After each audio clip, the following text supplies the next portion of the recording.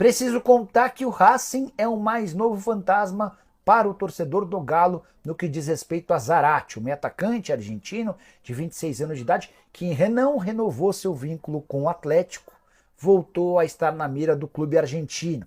Posso dizer mais, de acordo com a imprensa argentina, o diretor técnico do Racing já esteve conversando com o jogador e com seus representantes, no objetivo de tentar um acordo para agora ou assinar um pré-contrato em julho para que ele se mude sem qualquer custo ao Racing em 1º de janeiro de 2026. Exatamente, já estamos em 2025, né? Pois bem, o Atlético gastou meses tentando a prorrogação do contrato com o atleta, mas sem sucesso. A verdade é que o Zaratio tem dado sinais de que não pretende renovar seu vínculo, causando um enorme prejuízo. O Galo havia investido 6 milhões de dólares por 50% dos direitos econômicos do jogador de 26 anos de idade, 4 temporadas e meia vestindo a camisa do Atlético. Na temporada última de 2024 foram 33 jogos, 4 gols e uma assistência. Só para completar, noticiário atleticano, o Galo está de olho em Igor Silva, atleta do Lorient da França, nome mapeado pelo Siga e aprovado pelo técnico Cuca. O Agropet, torneio Leandro, Nicola, qual a real chance de Arthur chegar? Tem alguma coisa? Você deve estar se referindo ao Arthur que pertence ao Zenit, certo? A situação dele no Zenit não é legal. Jogador que acabou perdendo espaço no clube russo, comprado por 15 milhões de euros. A grande questão é, o Galo não vai, em hipótese alguma, investir 15 milhões de euros para contratá-lo. Isso equivaleria a quase tudo o que o clube arrecadou com a venda do Paulinho. Vale a lembrança de que o Atlético não era dono de 100% dos direitos do Paulinho. Então, para que o negócio ocorra, o Zenit precisa aceitar uma condição de empréstimo ou então de compra bem mais barata, tá ficando com percentual futuro. Não sei se seria o reforço que eu contrataria. Tenho muita dúvida sobre o tema. Gostaria que vocês, inclusive, usassem um espaço para comentário para opinarem sobre o tema. De Nicola, o Bruno Henrique no Galo. O que você sabe sobre o jogador do Azerbaijão é quente? Bora lá, ó. Vamos começar, então, falando sobre Bruno Henrique no Galo. Vou até mandar uma mensagem para o Denis Ricardo, que é o empresário dele. Esse assunto voltou à tona. Denis Ricardo. Denis, boa noite. Passando para, em primeiro lugar, desejar 2025 para você e toda a família. Se BH pode pintar no Galo. Vamos lá. Antes dele responder, deixa eu só trazer alguns bastidores. O Bruno Henrique é torcedor atleticano, isso todo mundo sabe. Mas imaginar que ele possa sair do Flamengo não é algo muito fácil não, tá? Não estou botando muita fé. Se uma pessoa próxima ao Rony me procurou para falar, Nicola, foram 6 os clubes brasileiros que tentaram o Rony.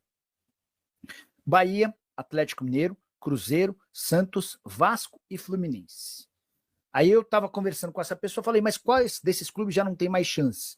Aí a pessoa estava contando que a tentativa com o Galo foi na negociação pelo Paulinho, que o Santos já havia desistido por causa das cifras, que com o Bahia a conversa também deu uma esfriada.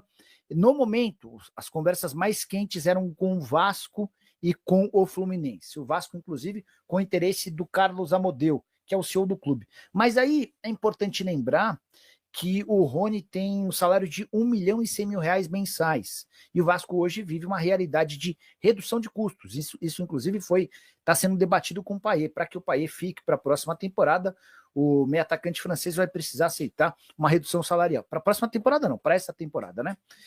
Sobre o Fluminense. O interesse é real. O Mário Bittencourt já se acertou com representantes do Rony em relação a salário. Falta o principal, um acordo entre o Fluminense e o Palmeiras.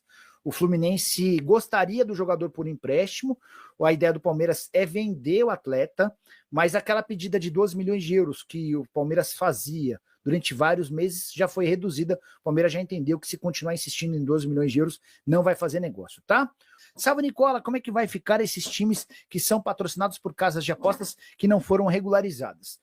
Os casos mais graves hoje são da PixBet no Flamengo e da Esportes da Sorte, do Corinthians, Grêmio, Bahia e Atlético Paranaense, tá? Elas foram regularizadas, mas via Loterge, a loteria do estado do Rio de Janeiro. E uma decisão no início desse ano do ministro do Superior Tribunal Federal indicou que somente casas aprovadas pelo governo federal e não pela Loterge estão autorizadas a continuarem atuando no país. O problema é que não há data para um julgamento no STF, que está fechado por conta do recesso de fim de ano, e ninguém sabe ao certo. Qualquer pessoa que disser que sabe o que vai acontecer está mentindo, porque não dá para cravar o futuro. As demais casas regularizadas pagaram esse é um ponto importante. Por que algumas casas de apostas preferiram acordo via Lotterge em vez do governo federal? Porque o acordo é muito mais barato na Lotterge do que no governo federal. O governo federal cobrou de cada uma das casas 30 milhões de reais. Vai fechar minha live. O Matheus pegou o mouse aqui e... Bom, o governo federal cobrou das casas 30 milhões de reais. A Lotterge cobrava pelo acordo 5 milhões de reais. E diante desse cenário, ficou muito mais fácil e acessível para algumas casas. A pergunta que eu faço é por que a Esportes da Sorte, que paga 103 milhões de reais ao Corinthians por ano, e se comprometeu ajudando com mais 2 milhões de reais por mês no salário do Memphis Depay. E a PixBet, que é a dona do maior contrato de patrocínio no Brasil, ela paga 115 milhões de reais por ano ao Flamengo. Por que essas casas não fecharam acordo com o governo federal pagando 30 milhões de reais? Enfim, desde 2025, Nicola, para você também, cara. O Soteldo vai jogar aonde? Cristiano, o Grêmio chegou a fazer uma oferta de 2,5 milhões de dólares, metade do que estava combinado com o Santos para compra em definitivo. O Santos já recusou. O Cruzeiro tinha negociações avançadas até que sugeriram o nome do Marquinhos, que é um atacante do Arsenal, revelado no São Paulo e que teve emprestado ao Fluminense. Aí o Cruzeiro começou a fazer conta. Peraí, o Soteldo eu vou gastar 5 milhões de dólares. O Marquinhos vem por empréstimo de graça com opção de compra. E eles consultaram o Fernando Diniz, que trabalhou com o Marquinhos no Fluminense. O Fernando deu todo o aval e pro Cruzeiro ficou muito mais cômodo. O Soteldo interessa ao Atlético Mineiro. O Cuca indicou a contratação do Soteldo. Eles trabalharam juntos no Santos. Eu não consigo cravar que o Soteldo fique na Vila, tá? O Santos pode até dizer que quer contar com ele, mas eu tenho a impressão de que se pintar uma proposta perto dos 5 de dólares, vai haver um negócio. Fala do Galo. Sobre o Clube Atlético Mineiro. Cara, eu estou preocupado com a situação do Zaratio. E não é uma preocupação nova, mas já começaram a circular rumores lá na imprensa argentina de que o diretor de futebol do Racing procurou o Zaratio. E a ideia era tentar entender as condições, futuro, e já planejar um pré-contrato para metade do ano. Isso significa que o Galo corre enorme risco de perder o jogador de graça em 31 de dezembro, quando acaba o contrato. O Galo negocia com o Zaratio a renovação do contrato há pelo menos 5 meses. E nunca consegue avançar. E agora vai ficar numa situação extremamente delicada, porque o vínculo se encerra em dezembro, 6 meses antes ele pode assinar esse pré-contrato. Galo devendo ao Cuiabá, será que algum clube ainda irá vender para eles na parcela?